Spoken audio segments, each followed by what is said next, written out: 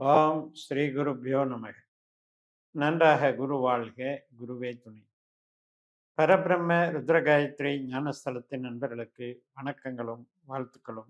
கடக லக்னத்துக்கு இந்த பதிவில் நம்ம பார்க்க இருக்கிறது, 3ஆம் வீட்டில் இருக்கிற சுக்கிரன் 8ஆம் வீட்டில் இருக்கிற ராகுவோட ஒரு கனெக்ஷன். ஆகஸ்ட் 25 முதல் செப்டம்பர் 11 வரை.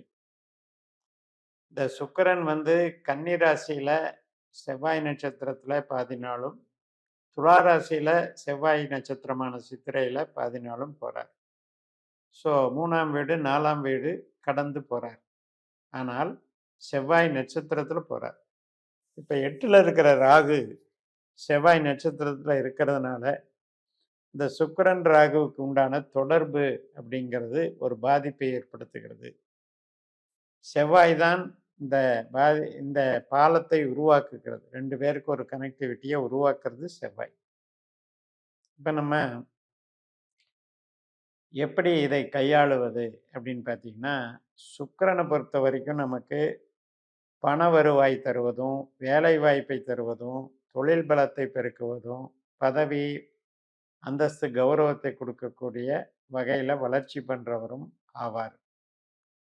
ஏன்னா, நம்மளுக்கு சுக்கிரன் ஒரு நல்ல சுப கிரகம். ஆனால் அதே நேரத்துல ராகு கொஞ்சம் பிரச்சனைகளை தரக்கூடிய கிரகம். அதாவது விபத்துகள், இழப்புகள், அவமரியாதைகள், கஷ்ட நஷ்டங்கள், ஆரோக்கிய குறைபாடுகள் இதையெல்லாம் குறைக்கும். அப்ப இந்த நல்ல கிரகம், கெட்ட கிரகங்கிறது மெயினா அகம் சார்ந்து வேலை செய்யுமா? புறம் சார்ந்து வேலை செய்யுமா? இப்ப அகம் சார்ந்துன்னா ஹெல்த் ஏதாவது கெட்டு போயிருமான்னு பார்க்கலாம். புறம் சார்ந்துன்னா பணம் போட்டு பணம் பண்ற பிசினஸ்ல ஏதாவது பிரச்சனை வந்துருமான்னு பார்க்கலாம்.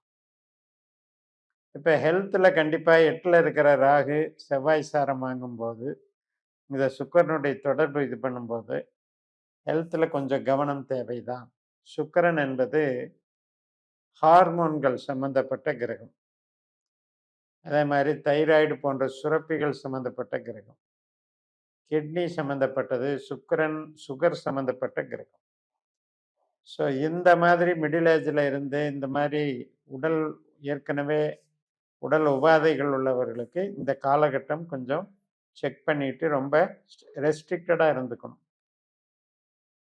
ஏனென்றால் துலாம் ராசி 4ஆம் இடம், கும்பராசி 8ஆம் இடம், நமக்கு மிதுன ராசி 12ஆம் இடம். இந்த 4ஆம் இடம், 8ஆம் இடம், 12ஆம் இடம் கிரக தொடர்புகள், திடீர் பிரச்சனைகள், திடீர் மருத்துவ செலவுகள், அதே மாதிரி கடுமையான ஒரு மருத்துவ பரிசோதனைகள் இதுக்கெல்லாம் ஆட்படுத்துவார். அதனால இந்த காலகட்டத்தில் கொஞ்சம் நம்ம ப்ரிப்பேர்டா இருக்கிறது நல்லது, செக் பண்ணிக்கிறது நல்லது.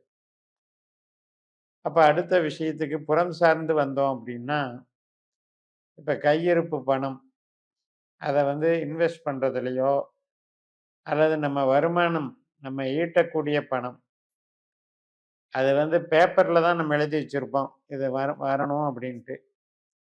ஆனா அது வர்றதுக்கு தாமதப்படுத்துறதுலையோ, அல்லது நாம ஒரு விஷயத்துக்காக கொடுத்த பணம் லாக் ஆயிக்கிறதையோ இந்த சுக்கிரன் ராகு செய்வார்.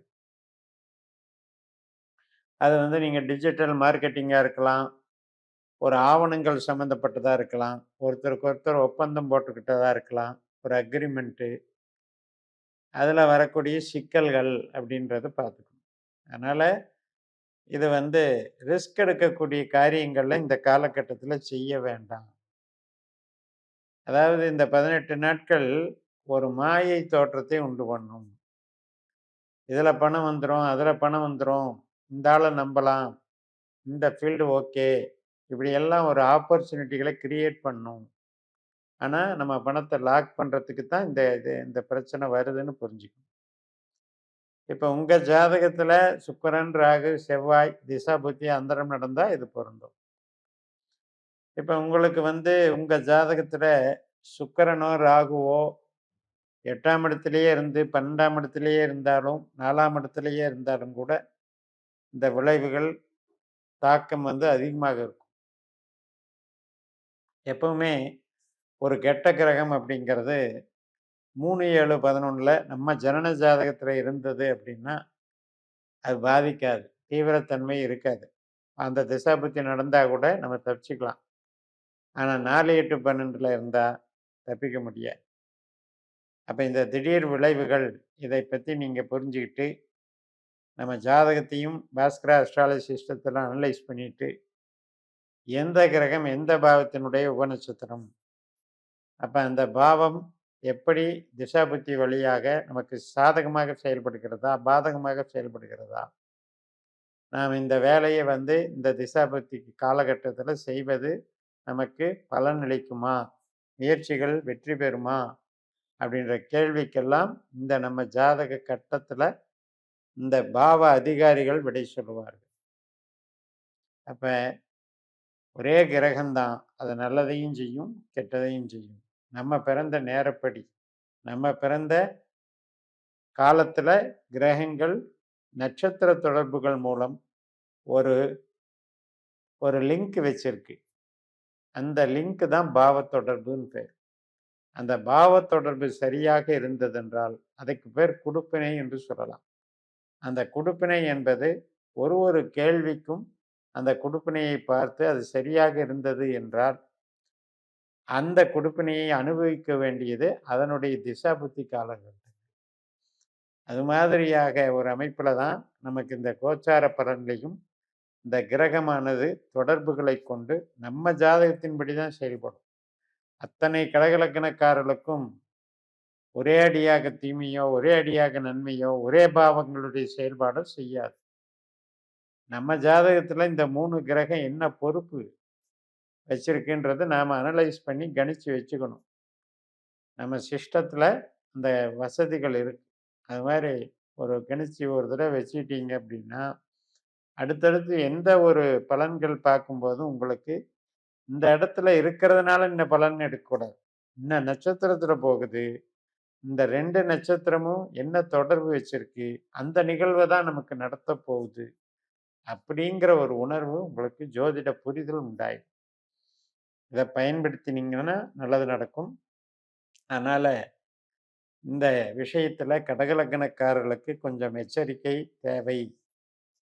அதே மாதிரி எதிர்பாராத சம்பவங்கள், ஒரு வண்டி வாங்குறோம், ஒரு வீடு கட்டுறோம், அல்லது ஒரு ஃபர்னிச்சர் வாங்குறோம், அல்லது தொழிலுக்காக ஒரு மிஷினரி வாங்குறோம், அழகு சாதனங்கள், அழகு இயந்திரங்கள் வாங்குறோம். இதுல எல்லாம் கூட கொஞ்சம் டிஃபிகல்ட் வரலாம். 4, 8 கனெக்டிவிட்டி வரும்போது இதுல எல்லாம் கூட கோளாறுகள் வரலாம். அதனால சில பண நஷ்டம் வரலாம். அதன் விளைவாக மன கஷ்டம் வரலாம். இப்படிப்பட்ட திடீர் விளைவுகளுக்காகத்தான் இந்த பதிவு என்று சொல்லி நிறைவு செய்கிறேன். இந்த சேனலை சப்ஸ்கிரைப் பண்ணி ஷேர் பண்ணுங்க. உங்கள் தனிப்பட்ட ஜாதக பலாபலன்களை என்னுடைய வாட்ஸ்அப் நம்பரில் தொடர்பு கொண்டு பலன் பெறுங்கள். உங்களிடமிருந்து விடைபெறுகிறேன். உங்கள் ஜேஎம்எஸ். நன்றி, வணக்கம்.